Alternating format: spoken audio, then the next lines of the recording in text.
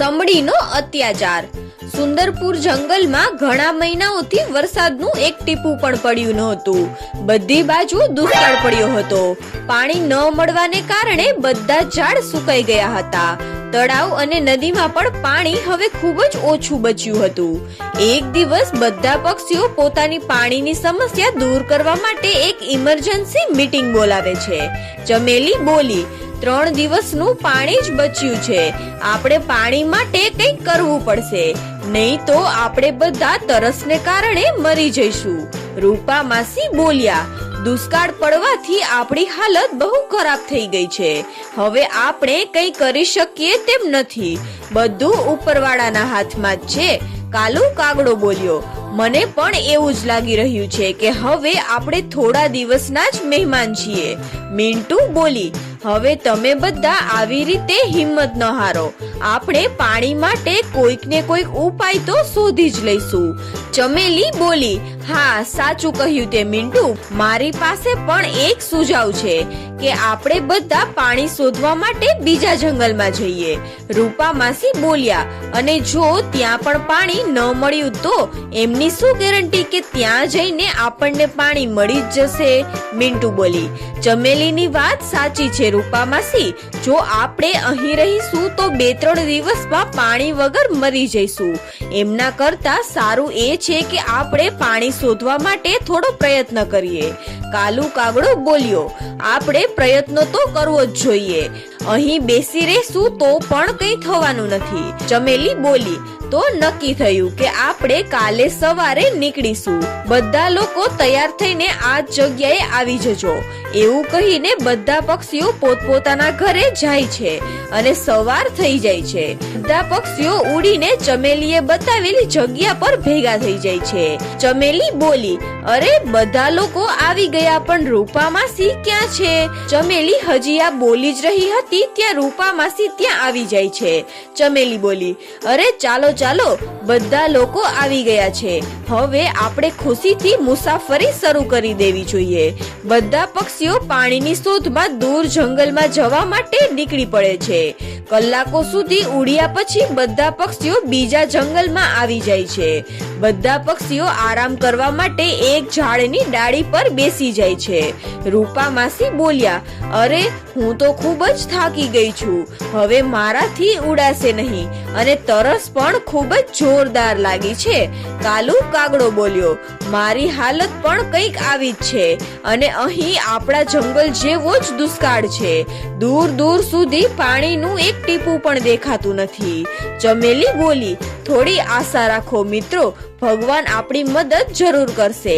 મિન્ટુ બોલી, હા મિત્રો, બિલકુલ સાચું કહી રહી છે ચમેલી, આપણે થોડો આરામ કરી લઈએ અને પછી પાણીની શોધમાં જંગલની અંદર જઈશું। બધા પક્ષીઓ આરામ કરીને ફરીથી પાણીની શોધમાં નીકળી પડે છે। થોડી દૂર જતા ચમેલીને કંઈક દેખાય છે, એ બોલી, ત્યાં જુઓ મિત્રો, કદાચ પાણીનું તળાવ દેખાય છે। બધા પક્ષીઓ પાણી જોઈને ખૂબ જ ખુશ થઈ જાય છે અને તળાવ કિનારે પાણી પીવા માટે જાય છે। જેવા તેઓ પાણી પીવા લાગે છે કે ત્યાં જ એક કપટી સમડી ત્યાં આવી જાય છે અને તેમના પર હુમલો કરી દે છે। બધા પક્ષીઓ ડરના માર્યા પાછળ હટી જાય છે। સમડી બોલી, તમે બધા ક્યાંથી આવ્યા છો? અહીં કોઈ પણ પક્ષી મને પૂછ્યા વગર પાણી પી શકતું નથી, આ તળાવ મારું છે અને અહીં ફક્ત મારું જ ચાલે છે, સમજ્યા તમે લોકો? મિન્ટુ બોલી, ભાઈ ખરેખર અમારા જંગલમાં દુષ્કાળ પડ્યો છે, અમે ઘણા દિવસોથી પાણી નથી પીધું, થોડું પાણી પી લેવા દો ને, પછી અમે અહીંયાથી ચાલ્યા જઈશું।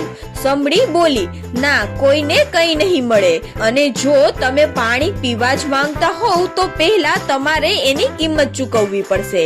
ચમેલી બોલી, કિંમત? કેવી કિંમત? સમડી બોલી, વધારે કંઈ નહીં, તમારામાંથી રોજ કોઈ એક પક્ષીએ મારો ખોરાક બનવું પડશે, અને પછી તમે જેટલું પાણી પીવા માંગતા હોવ એટલું પી શકો છો। રૂપા માસી બોલ્યા, આ તે વળી કેવું? આ તો કેવી રીતે થઈ શકે? સમડી બોલી, અરે ઓ વૃદ્ધ ડોસી, મને ગુસ્સો ન અપાવ, સમજ્યા? અને જ્યારે મારી શરત મંજૂર હોય ત્યારે જ અહીં પાણી પીવા માટે આવજો। બાકી હું કોઈને છોડીશ નહીં. હવે જાઓ અહીંથી બધા. બધા પક્ષીઓ ડરી જાય છે અને દૂર જઈને એક ઝાડની ડાળી પર બેસી જાય છે. કાલુ કાગડો બોલ્યો, કેવી કપટી છે આ સમડી, આપણી મજબૂરીનો ફાયદો ઉઠાવવા માંગે છે. રૂપા માસી બોલ્યા, પાણી વગર ઘરે પાછા જઈશું તો રસ્તામાં જ દમ તોડી દઈશું અને અહીં રહીશું તો આ સમડી આપણને મારી નાખશે. ચમેલી બોલી, મિત્રો, જો ગમે તે રીતે એ સમડીને લાલચ આપવામાં આવે તો શાયદ આપણે આપણું કામ કરી શકીશું. કાલુ કાગડો બોલ્યો, આપણે તેની સામે કેવી રીતે ટકી શકીશું? મિન્ટુ બોલી, મારી પાસે એક યુક્તિ છે. તમે બધા મારી સાથે ચાલો અને હું જેવું કહું બસ એવું જ કરતા જાઓ.